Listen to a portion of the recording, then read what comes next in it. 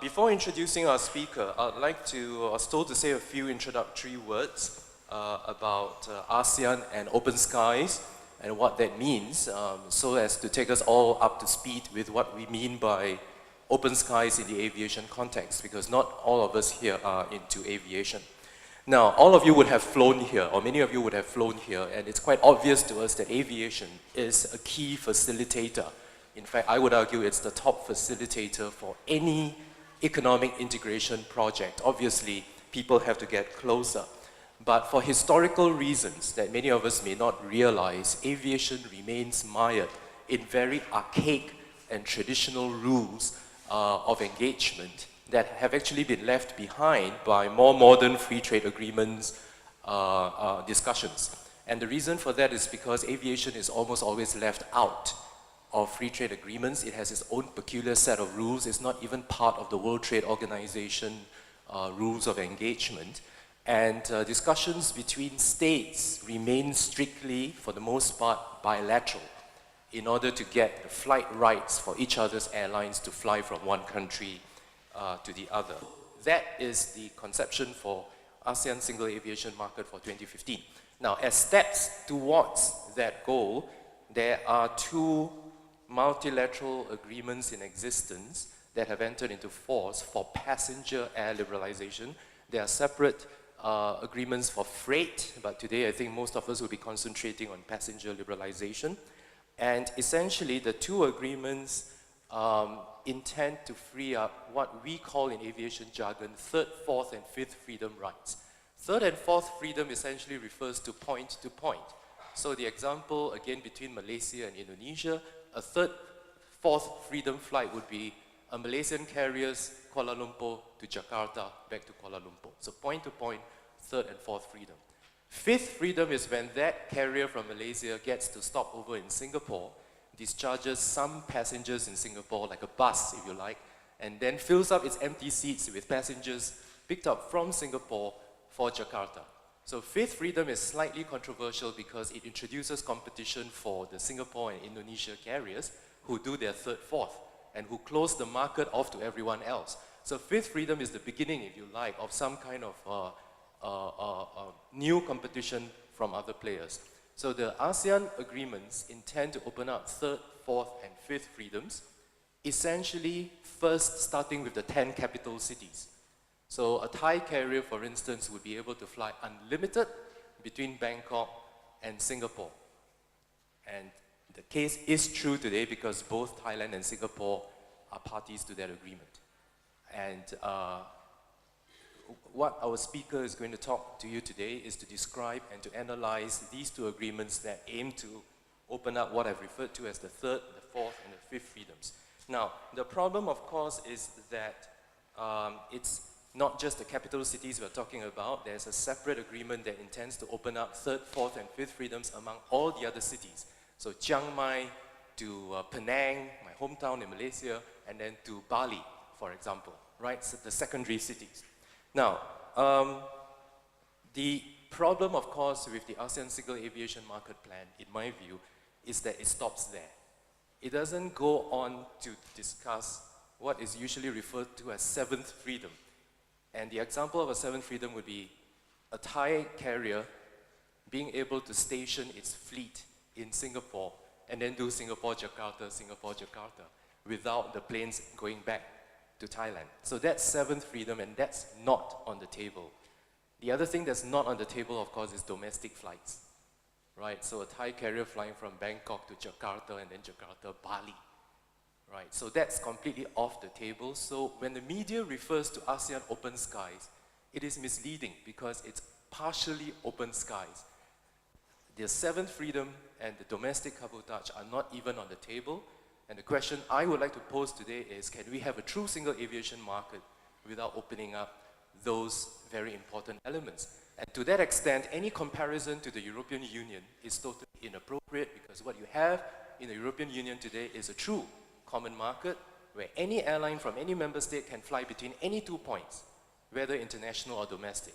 We are far away from that, and I think to talk about ASEAN economic integration, we have to begin to think about whether that would be possible. So with those introductory words on the state of aviation, I would like to now introduce Madam Parichat, and give me a moment while I find her bio. Madam Parichat is Deputy Director General. She became Deputy Director General at the Department of Civil Aviation of Thailand. She began her career at the Ministry of Transport in Thailand, holding various positions, and her last position there was Director of International Cooperation, and since early this year, she has become Deputy Director General at the DCA of Thailand. So I have the honor now of inviting Madam Parichat to the podium to give us your presentation on bumpy or smooth rides ahead. Thank you.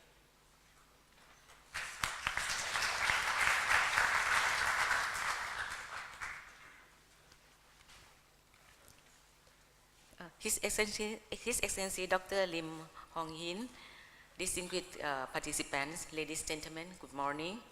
I am pleased to be invited to be the speaker on the topic of ASEAN Open Skies, smooth or bumpy rides ahead. On behalf of the Department of Civil Aviation of Thailand, as the current chair of ASEAN Air Transport Working Group meeting, I will share with you the progress of the work we have done relating to air service liberalization before we discuss among the panelists and the audience. Next please. First of all, I would like to draw your attention to the ASEAN key milestone concerning open sky in ASEAN, following the Singapore Declaration of 1992 and the Framework Agreement of Enhancing ASEAN Economic Cooperation, which directed that the ASEAN countries further enhance regional cooperation to provide safe, efficient, and innovative transportation and communication infrastructure network, and continue to improve and develop the intra-country postal and telecommunication system to provide cost-effective, high-quality, and customer-oriented services. The ASEAN Plan of Action in Transport and Communications for the year 1994 to 1996 was concluded to set up a working group on transport with the task of determining the priority themes, issues, key objectives, and projects and activities for ASEAN cooperation in transport to enhance land, sea, and air transport. Later on, at the first ASEAN Transport Minister meeting held in Bali, Indonesia on 17 to 19 March 1996, the Ministerial Understanding on ASEAN cooperation in transportation was signed in order to establish and develop a harmonized and integrated regional transportation system in order to provide safe, efficient, and innovative transportation infrastructure network, to enhance cooperation in the transport sector amongst member states in order to contribute towards the achievement of the objectives of the ASEAN Free Trade Area or AFTA, to establish a mechanism to coordinate and supervise cooperation projects and activities in the transport sector, and to promote interconnectivity and interoperability of national networks and access thereto, taking particular account of the need to link islands, landlocked and peripheral regions with the national and global economy. In addition to those agreements that have been signed, ASEAN member states are actively engaging with ASEAN dialogue partners to establish the open sky, namely India and Korea. With China itself, we are in the process of negotiation to establish fifth freedom traffic rights to the conclusion of Protocol 2 of the ASEAN-China Air Transport Agreement. Next, please. The characteristic of ASEAN Open Sky Agreement are no limit on capacity, no limit on frequency, and no limit on aircraft type. With this no limitation, the major constraint would be the availability of the airport slots. Aside from those characteristics, to enter into force, the agreement would need to be ratified by at least 3 countries. The agreements are effectively only among member states that have ratified. With this flexibility, our Open Sky Agreement have entered into force. Next, please. The ASEAN member state aviation policy for the past 10 years have made the budget airlines growing rapidly in all ASEAN member states. As you may notice from the slide, share of capacity of intra-ASEAN and domestic capacity have been significantly increased. I would imagine that with full implementation of ASEAN Open Sky, the number would further impact of the open sky, among others, would be more passengers, more cargo, and more traffic, which would lead to airport congestions. As you are aware, some major airports in the region have been experiencing congestions. Slots have been major issues in this airport. Next, please.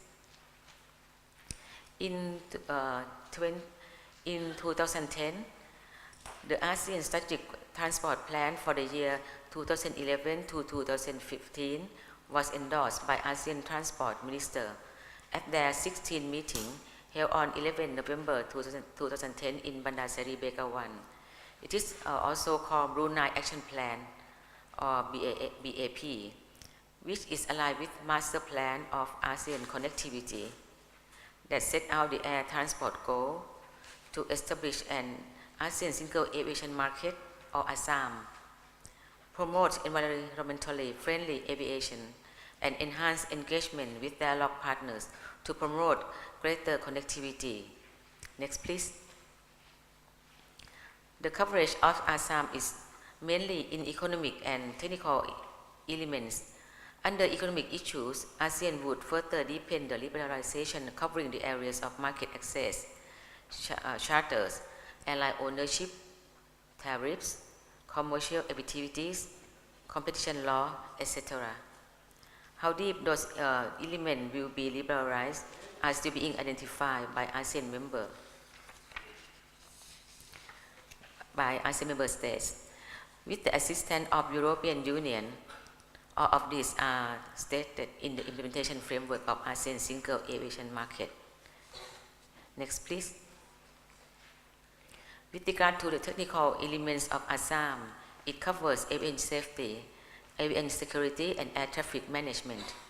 Under aviation safety, ASEAN member states have endeavored to establish or conclude mutual recognition on certificates related to aviation safety, while under aviation security, ASEAN member states have continuously shared information on latest trends and developments in aviation security, including the experience and knowledge on the use of technology. And on air traffic management, ASEAN is working towards harmonization of airspace procedures. All of these technical elements would support and complement the activities relating to economic elements. I would like to conclude that these are the progress of the task of ASEAN member states towards ASEAN Single Aviation Market. Thank you for your kind attention.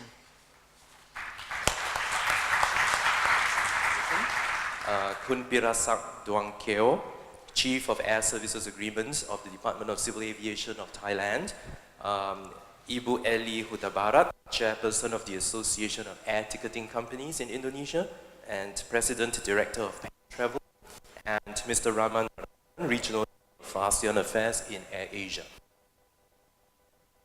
Each of you to make your comments and your interventions to the presentation by Kun Parichat, and also to contribute your own perspectives from your sectoral experience.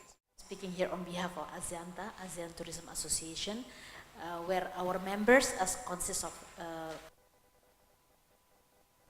travel agents and also the NTOs. Yeah.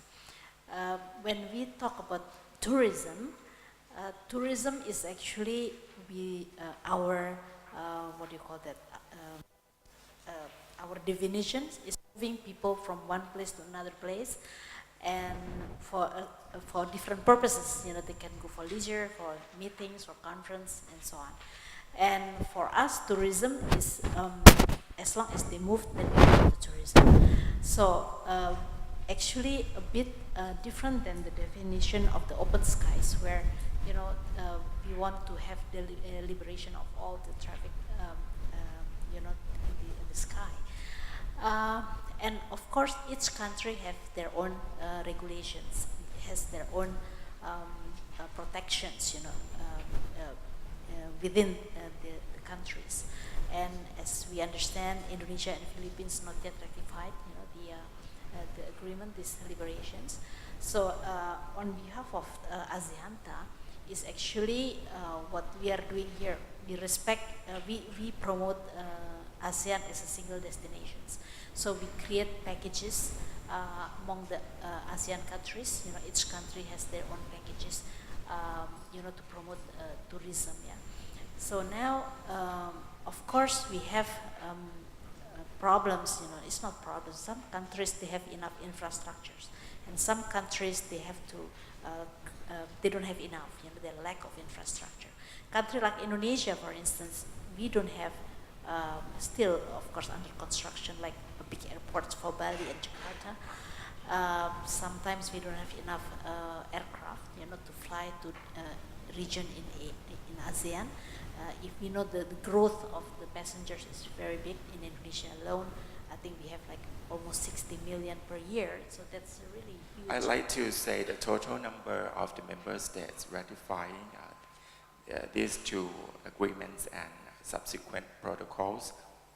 For the ASEAN Multilateral Agreement on Air Services, or MAAS, all 10 member states have ratified, as well as the Protocol 1 and 2 of this agreement. All ASEAN member states have ratified.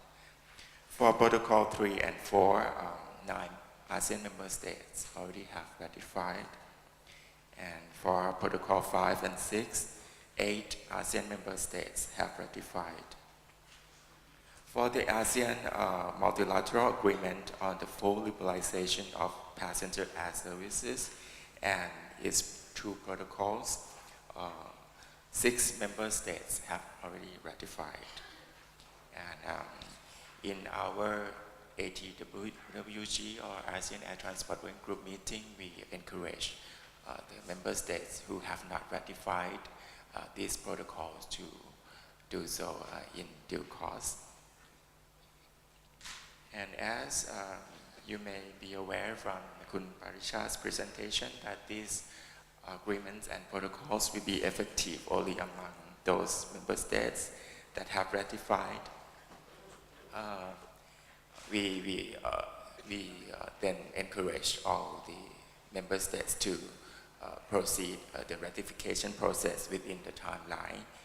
And after all member states have ratified, ASEAN allies will have flexibility to fly within ASEAN points with unlimited frequency and capacity. And I also agree with Kun Parishat's point of view that the impact of the ASEAN multilateral agreements and their protocols will result in more traffic within the ASEAN.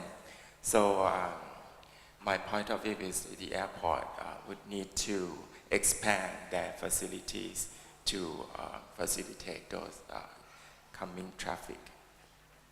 And for the points Dr. Alan raised in the beginning of our session, with regard to the 7 freedom traffic rights or the domestic traffic rights, as well as the ownership and control, these issues are still the constraints within the ASEAN working group.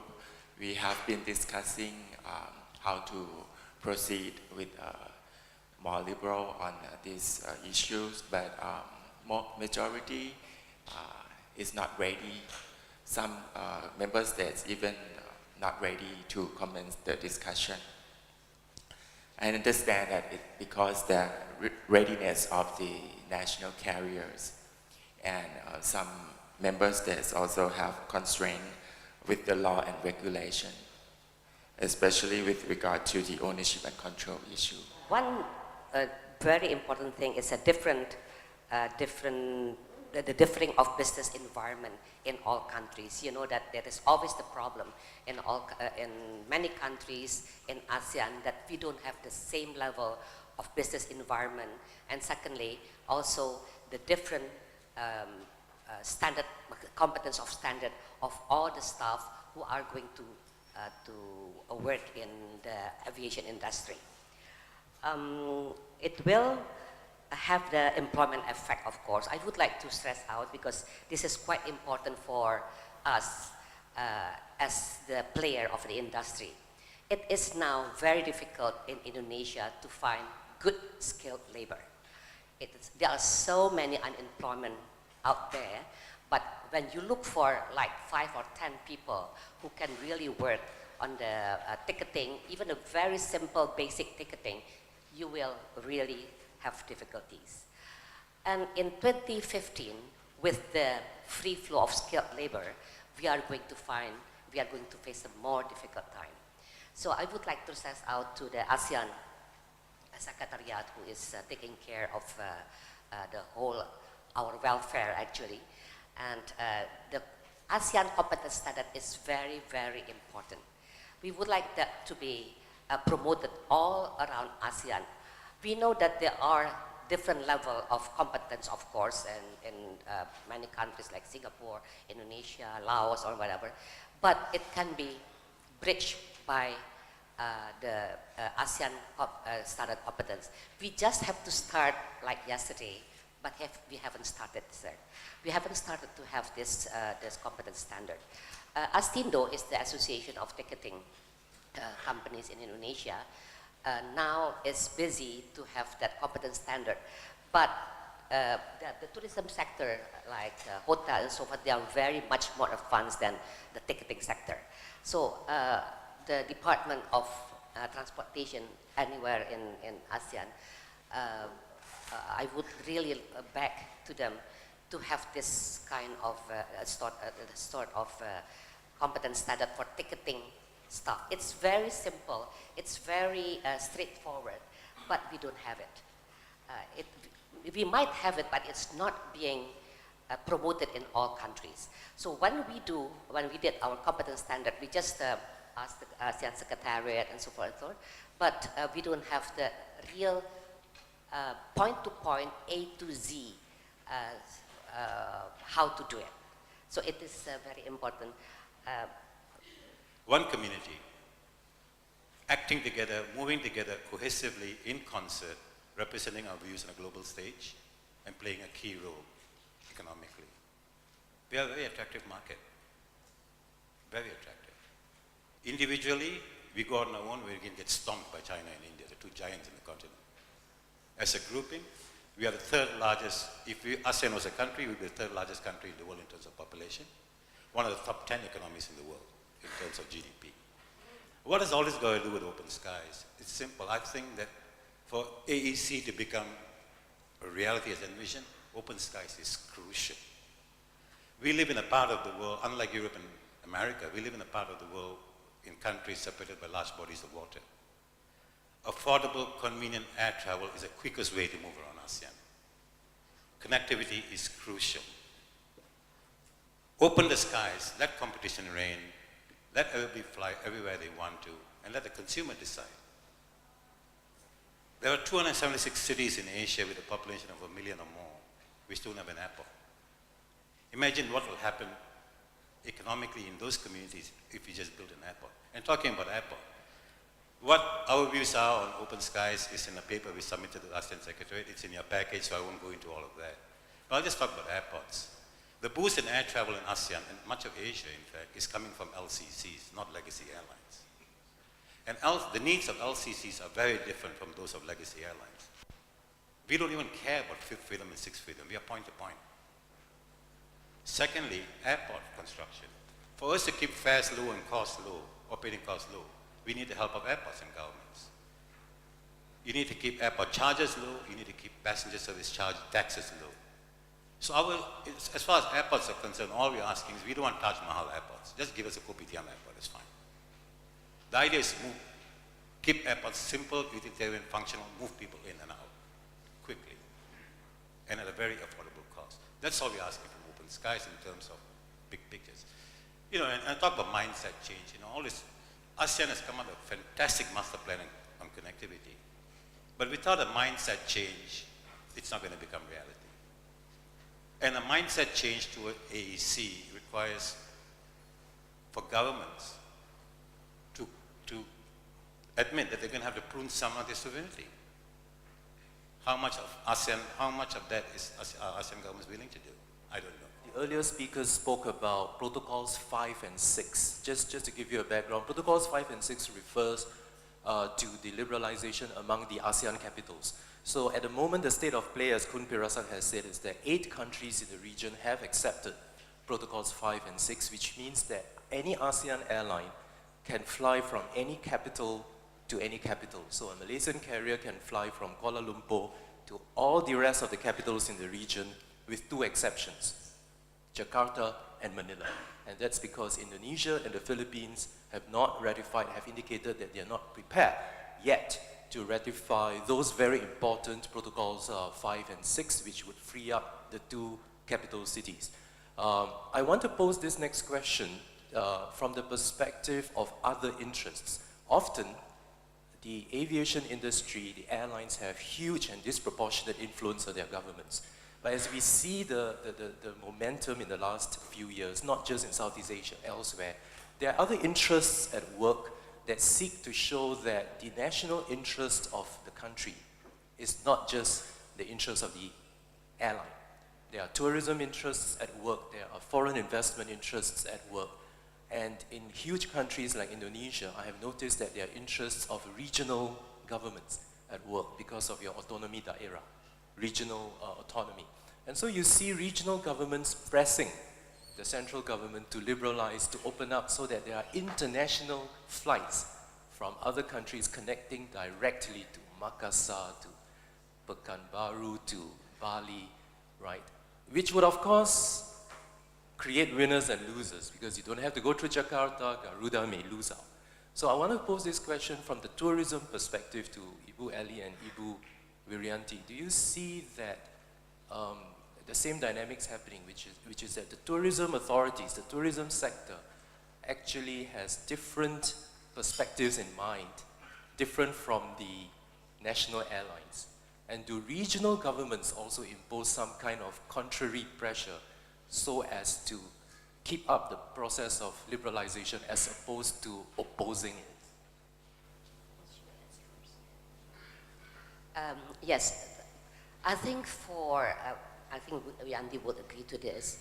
Tourism will need that liberation, whatever happened, but we need that because we got complaint from many tourists coming to Indonesia, for instance, going to Yogyakarta or to Manado at the last ATF in Manado.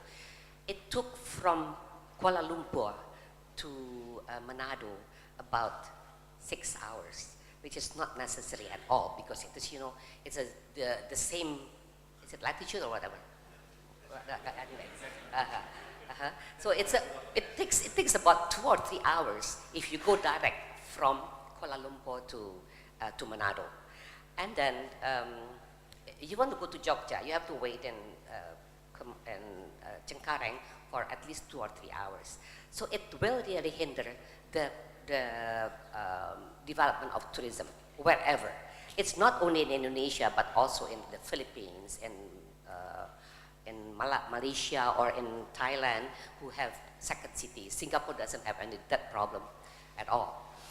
So I think it is quite good that we have the open sky. But there is always a minus point. The national airlines, of course, will not like this kind of arrangement. But like my friend there say, that we have to change our mindset. We have to think ASEAN not as our country anymore. So we don't think as Indonesian citizen, we don't think as Malaysian citizen or Singapore or Thai, but we have to think as an ASEAN as a whole. I think that's the crucial importance. All ASEAN governments have identified tourism as a major revenue earner in the next coming decade. But let me just give you one example, a concrete example of what revenues are and what it does to local economy, how tourism helps. I'll give you the example of Bali and AirAsia. Last year, we flew 1.2 million people to Bali. Let's say for our purposes, the 1 million of them were tourists. A tourist identified as a person who spends 3 days in a particular place. Now let's take a very conservative estimate. This is a cheapskate tourist. He's flying a low-cost carrier anyway. He's spending $60 a day US in Bali on lodging, food, 2 bintang beers, and entertainment, right? 3 days, US $180. 1 million, US 180 million. Now, tourism has a multiplier, tourism dollar has a multiplier effect. In Malaysia, the government says the multiplier effect is 12. Conservative estimate, let's take Bali, multiplier effect is 6. 180 times 6, AirAsia contributed $1 billion US to Bali's economy last year. That's what connectivity does. That's how you boost tourism revenue. Thank you. Right, very good. Now, let's open it up to the floor. I believe that the same problem also happens in Jakarta and Busan. So this infrastructure issue should be resolved first. Then ASEAN Open Sky does not have any meaning at all if we cannot do the business. So we can fly to all points in Singapore, which is Changi Airport, with those slots available. So we cannot do the business. Then Open Sky is just useless. That's one. And the second one, we believe that if the tourism coming into Indonesia can justify the objective of ASEAN Open Sky, of course, we will be very glad to support ASEAN Open Sky. Let me give you an example that Germany will never give any additional points to United Arab Emirates carriers because they think they don't need to do it. They don't want to do it. It doesn't mean that they are not prepared to compete with United Arab carriers like Etihad, Emirates or Qatar. But they think they don't want it. Why should Germany share the case with United Arab Emirates carriers if they don't see any benefit at all? That the implementation of the market class and the demand class have had beneficial effects to those that have implemented it so far. That's for good management. The other one is, if AirAsia can expand with a minority share, which means the cabotage problem is solved. So in a sense, my question is there a need really to have full liberalization of foreign equity in a very politically sensitive industry? And third, I heard yesterday about the Kenyan horticulture industry experience. That is, Kenya is now a major exporter of horticultural products because of the huge touristic flow between Western Europe and Kenya.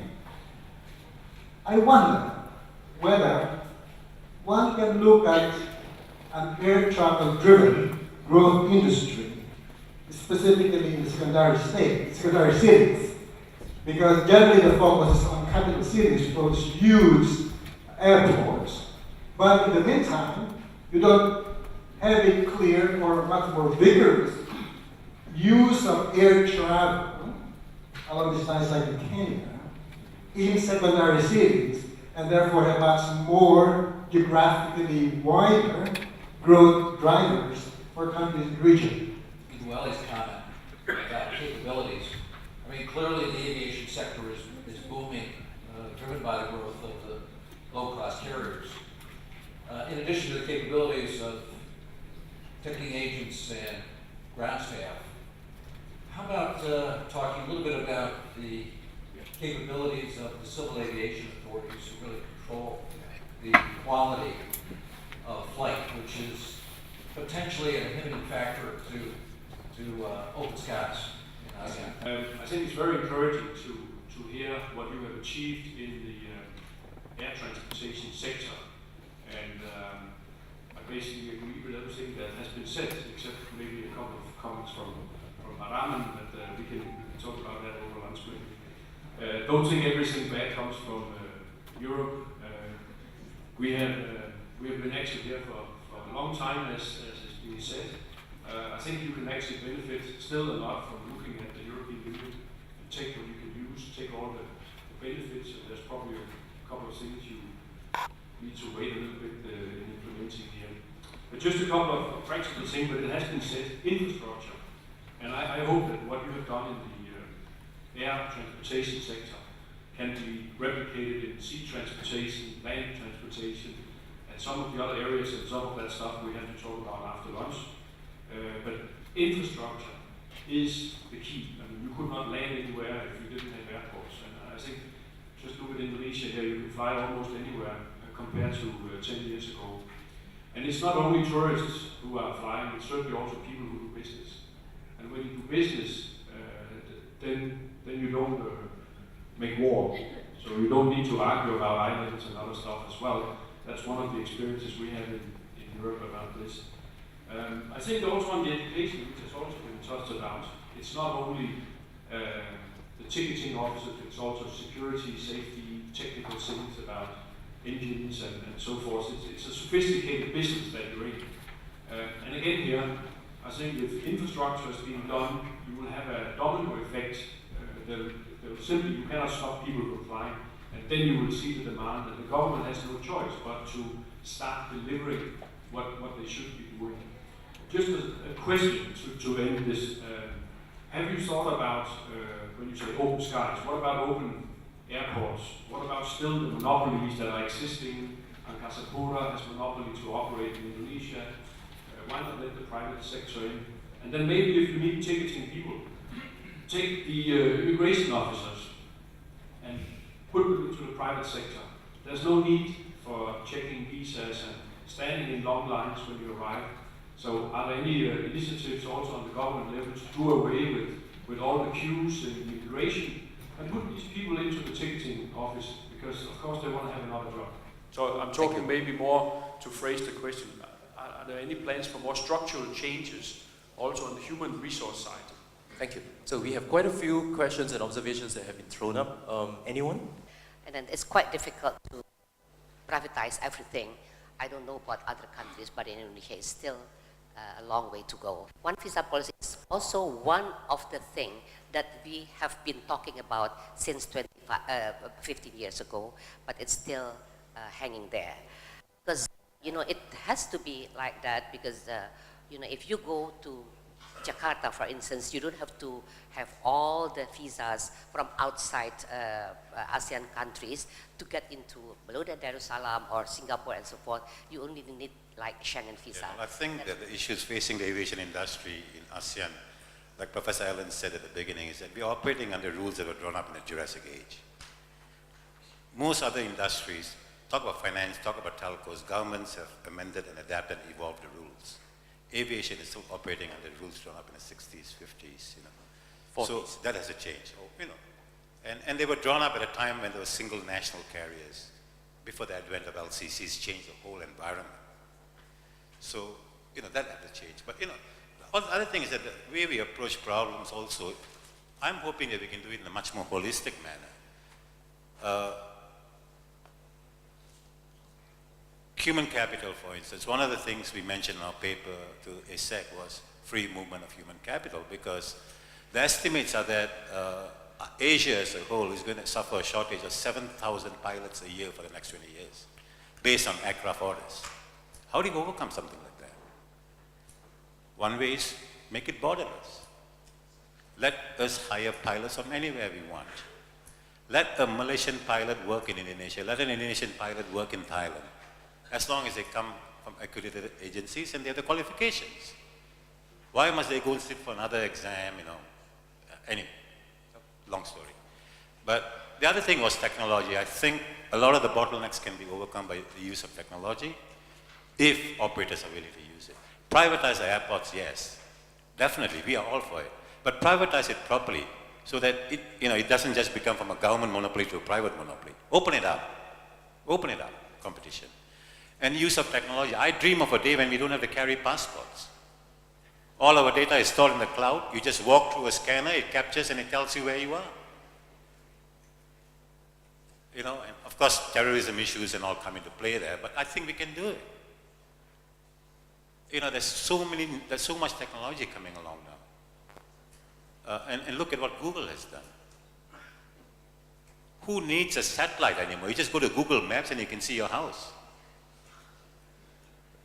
You know, so I think the private sector is moving way ahead, and I think adopting some of this technology and adapt and fitting it to work will solve a lot of the problems that we are facing now. Thanks. So a mindset change. I would like to conclude and wrap up by coming back to the concept of an AEC. You know, and I don't think this was canvassed enough this morning, and so I'd like to add my own contribution. When we talk about an AEC, the reason why a group of smaller countries engage in an AEC, partly, is because they need to consolidate their markets, stand together in the face of stronger competition from larger united markets elsewhere.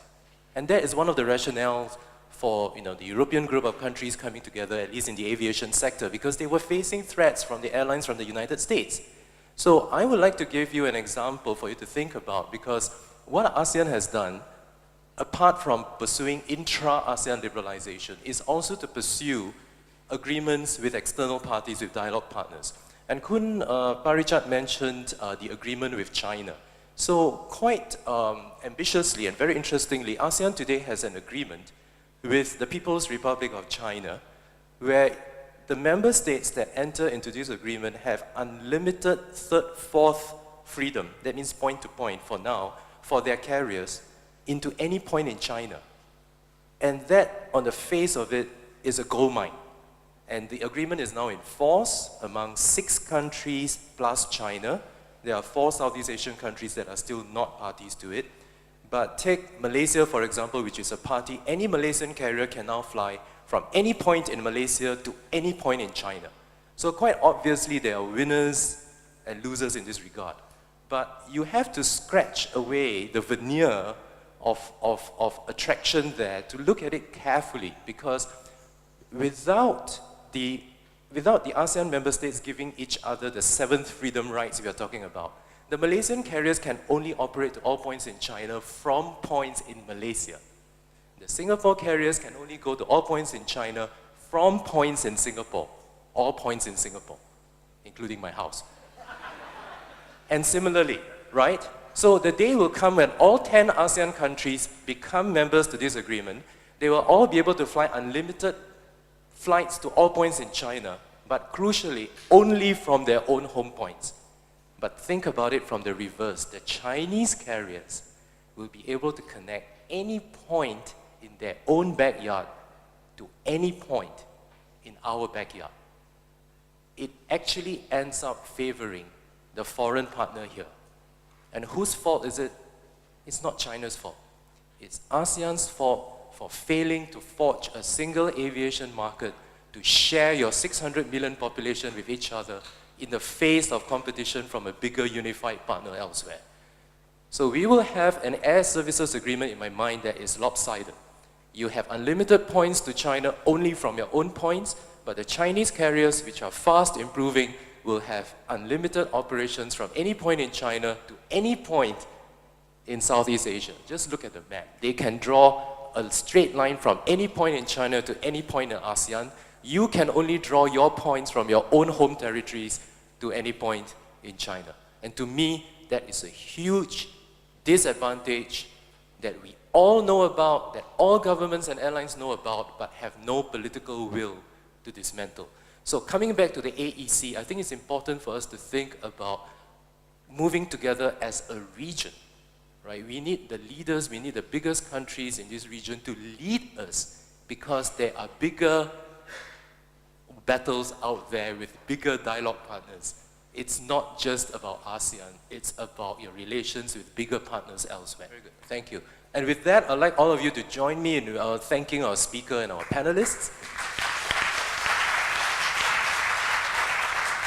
And thank you very much for your participation, and I wish you a happy lunch and a good day ahead. Thank you.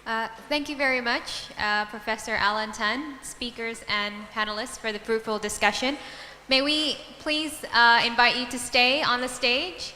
May we invite His Excellency Dr. Lim Hong Hin to present a token of appreciation to the moderators, speakers, and panelists.